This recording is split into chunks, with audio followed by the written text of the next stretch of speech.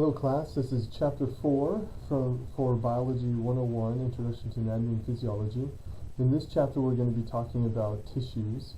And if you think about the progression here, we're slowly moving up those levels of organization.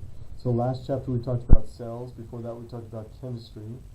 So we have chemistry, which builds into cells, and then groups of cells that work together we call tissues. And then from here, in the next chapters, we're then going to get into the organ systems, which is the next level. So this is the last kind of foundational section that we're going to talk about before we get into all the different organ systems in the body, how those things work together. So here you can see the definition of tissues: specialized cells of similar structure and that perform a common function. So in our body, we have four main types of tissues that we're going to look at through this little lecture series. And an easy way to remember them are that they each have a function that starts with C. So the first tissue type is epithelial tissue. And you can remember this one because it covers the body, both inside and outside. So our skin is an epithelial tissue, and then lining our digestive tract and our respiratory tract and things like that, lining the outside and the inside of our body, we have epithelial tissue. It covers our body all over. Next one is connective tissue, and it connects. So these are tissues that hold other tissues together and hold things in the places that they are. We'll look at some different types of connective tissue and their functions as well. Then we have muscular tissue, and you're probably familiar with muscular tissue, but its job is to contract, and that creates movement. And then we have nervous tissue, and nervous tissue is used for communication. So those are the four types of tissue that we're going to talk about, and your job will be to learn a little bit about each of these tissues, be able to recognize the different types of these tissues and their basic functions and where they are found throughout the body. Note that most organs, or basically all organs, are composed of more than one of these tissues. So an organ may have epithelial tissue, connective tissue, muscular tissue, and nervous tissue, because all these tissues are working together to create the next level, which are the organs. A little bit more about more information about each of these tissues. Epithelial tissue, also called epithelium. We already talked about how it covers body surfaces, also covers the organs. Connective tissue binds and supports. Muscular tissue I already talked about, and then nervous tissue. Okay, so the first one we're going to talk about is epithelial tissue. Now this is the word epithelial you may have never heard of before. You may have heard of epithelium, maybe, but anyway, as far as tissues go, this is probably a new one for you as far as the name goes, but what it does will not be necessarily new to you. But we have to be able to figure out the different types of epithelial tissue, so I'll show you how to do that. So epithelial tissue, so these are characteristics of epithelial tissue. They're packed tightly together. One of their jobs is protection. So if you think about our skin, this is the protective layer, and we're going to talk more about the skin when we talk about just the integumentary system. The skin is not just epithelial tissue, but the outer layer of our skin is epithelial tissue. And this is where secretion of absorption happens. They readily divide and reproduce, and you know that again with your skin. So skin is constantly being replaced over time. This is an important one. The cells are avascular. So vascular means that it has a blood supply. So if you put an A in front of that, in biology, if you put an A in front of any sort of word, it means not. So in this case, the cells of epithelial tissue are not vascular. So our outer layer of skin, so our skin definitely has a blood supply. And you know that if you've ever cut yourself. But the outer layer of skin, the epithelial layer of our skin, does not have a blood supply. That blood supply is underneath it in a lower tissue, in the connective tissue, actually, below the epithelial tissue for our skin. So they're avascular. So that means that all of the nutrients and oxygen that they need has to diffuse up from those lower layers. Okay, so that's going to affect how well they're able to survive and reproduce and things like that.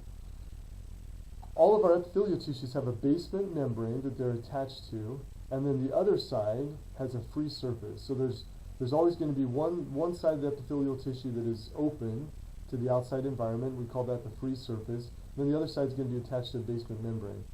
And the way that we classify epithelial tissues is by their cell shape and also the number of cell layers that we have in these epithelial tissues. So let's take a look at this here. Okay, so the cell shape and the number of layers. So these are the words that determine the cell layers and the shapes. So cell layers, we basically have two types, either simple or stratified. Simple simply means that there's just a single layer. Stratified means that there's multiple layers. That's it. So epithelial tissue is either going to be simple or stratified. And then we have the shapes of the cells. So there's three possible shapes. There's squamous, which means that they're flat. They're squished flat, so think of squished. Cuboidal, which sounds like it is. It's a cube shape, a square shape. And then columnar is what it sounds like too. It's a column-shaped cell. So what this means is when we're talking about epithelial tissues, those epithelial tissues are going to have a number of layers and they're going to have a shape. So in other words, we can have an epithelial tissue called simple squamous. We also have simple cuboidal and simple columnar. And then we have stratified squamous, stratified cuboidal, and stratified columnar. So we're going to look at these different types. Always come in so you always have those two words that are describing these epithelial tissues. There are two exceptions, two specialty tissues that we're going to look at. One is called transitional, and the other is called pseudo-stratified epithelium. So pseudo meaning fake or not stratified. So this is a tissue that looks like it has multiple layers, but in actuality it is just simple. So we'll look at that as well.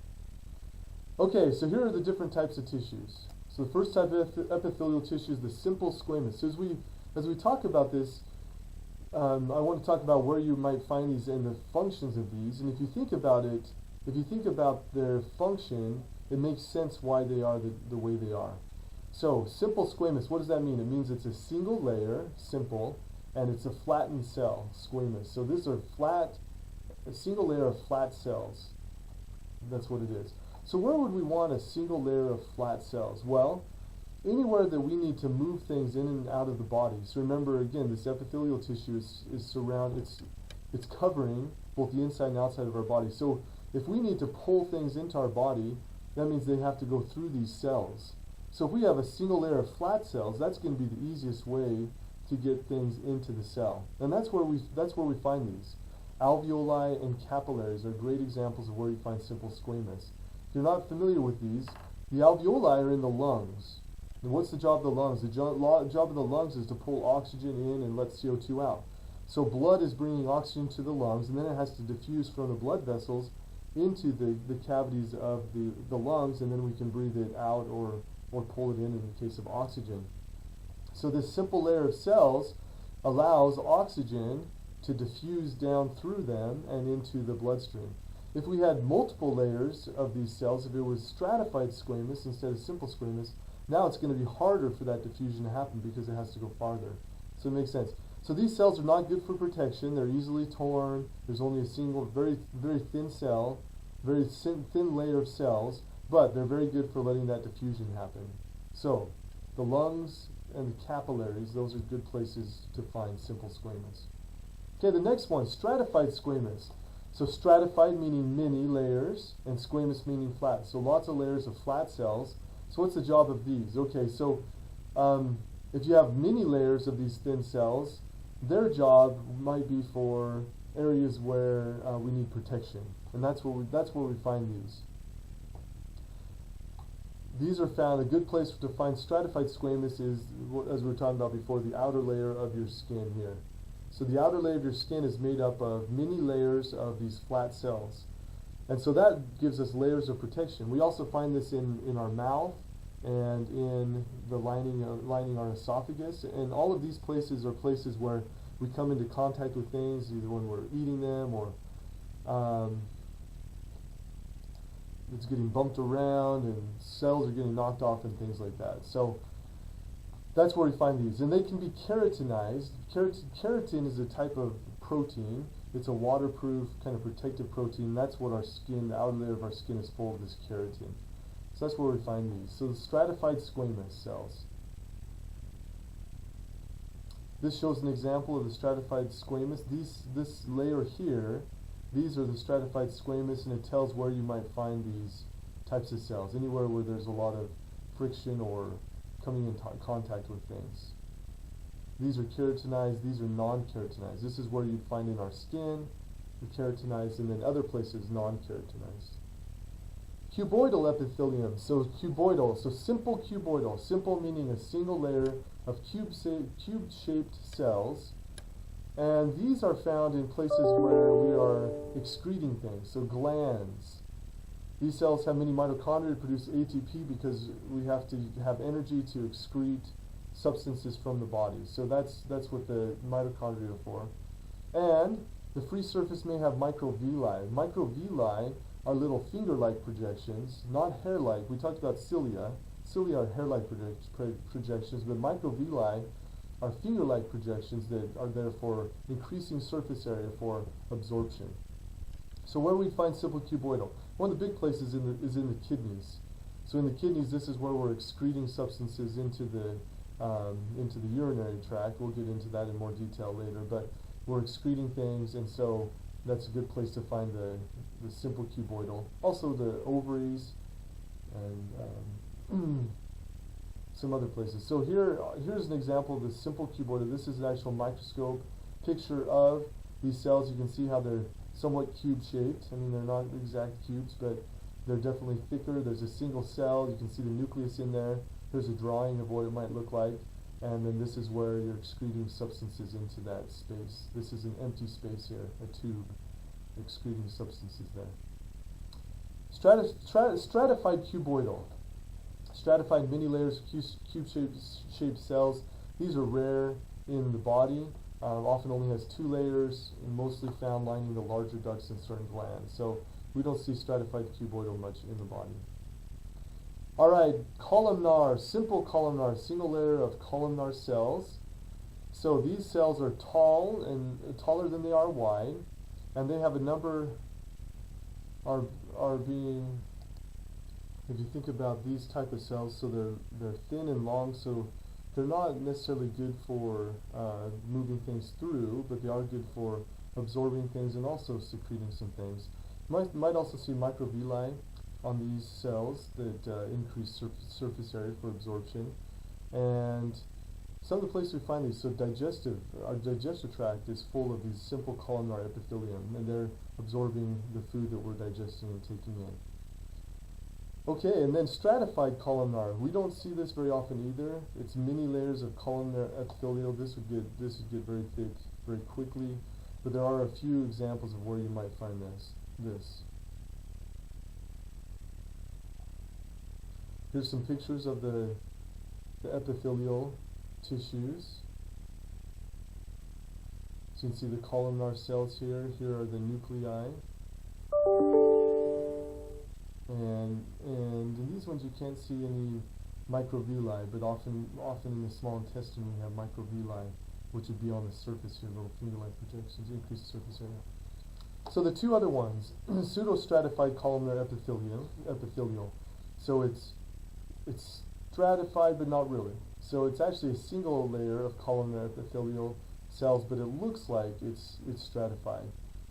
So each cell actually goes clear down to that basement membrane, and that's something I should have been showing you here. In each of these slides, we have the basement membrane and the free surface up here.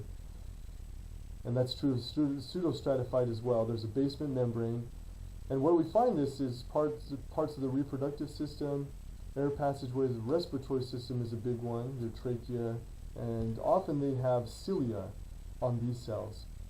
So the stratified columnar often have microvilli. These often have cilia. So remember, the cilia are the hair-like structures that wave and move and help move things along. So we find this in our respiratory tract, and the job of the cilia is to move mucus or bacteria or things like that out of our respiratory tract. So you can see here, the reason they're pseudostratified is that the nuclei are at different levels. So it makes it look like there's many different cells here. You can see this is the actual microscopic view here. So the nuclei are at different levels. So it looks like there's layers of cells, but in actuality each cell goes clear down to the basement membrane. So these are pseudostratified ciliated columnar epithelium. And then finally we have transitional epithelium. Now these ones are called transitional because they change in shape. So they start out as cuboidal, but then they can kind of stretch and become thinner cells. So the main place we find this is in the urinary bladder, also in the ureters and parts of the urethra. And that's, if you think about the bladder, so it can stretch as it fills up with urine, and then when it's voided, it can go back down. And so that's what this transitional epithelial is able to do. So it starts out in square shapes, then becomes thinner cells. Okay, so that's our overview of epithelial tissue. Here's a nice little table from the book. It lists all the different types we talked about, a short description about them, and then where you can find them. So you will want to be able to match location with the type of tissue, be able to know their description as well.